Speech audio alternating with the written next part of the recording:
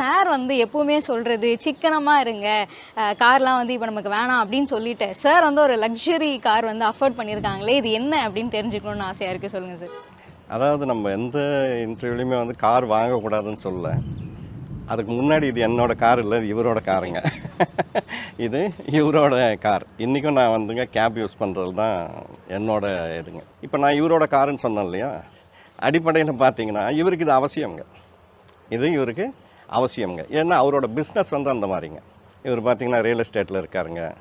Plus வந்து பார்த்தீங்கன்னா digital marketing run பண்ணுறாங்க. இன்றைக்கி இருக்கிற மேஜர் பெரிய பெரிய நிறுவனங்களுக்கெல்லாம் டிஜிட்டல் மார்க்கெட்டிங் பண்ணிகிட்டு இருக்காருங்க. அது போக பார்த்தீங்கன்னா நிறைய கம்பெனிஸ்க்கு வந்து கன்சல்டண்ட்டாக இருக்காருங்க. அப்போ இவரோட தேவை வந்து ரொம்ப முக்கியமான விஷயம். நான் எல்லா இடத்துலையுமே என்ன சொல்கிறேன்னாங்க, நம்ம ஒரு பொருள் வாங்குகிறோம், கார் வாங்குகிறோம்னா அந்த கார் வாங்கினதுனால அவருக்கும் ஃபினான்ஷியலாக எந்த அழுத்தமும் இருக்கக்கூடாது. அந்த அழுத்தம் அந்த குடும்பத்தை பாதிக்கக்கூடாதுங்க. அதை தாண்டி என்கிட்ட நிறைய பணம் இருக்குங்கன்னா கண்டிப்பாக நம்ம வந்து எல்லாமே அனுபவிக்கிறதுக்காக தான் நம்ம எல்லாமே இருக்குங்க இல்லைங்களா? அப்போ நம்ம அதை வந்து வாங்குறதுல எந்த விதமான தவறும் இல்லைங்க.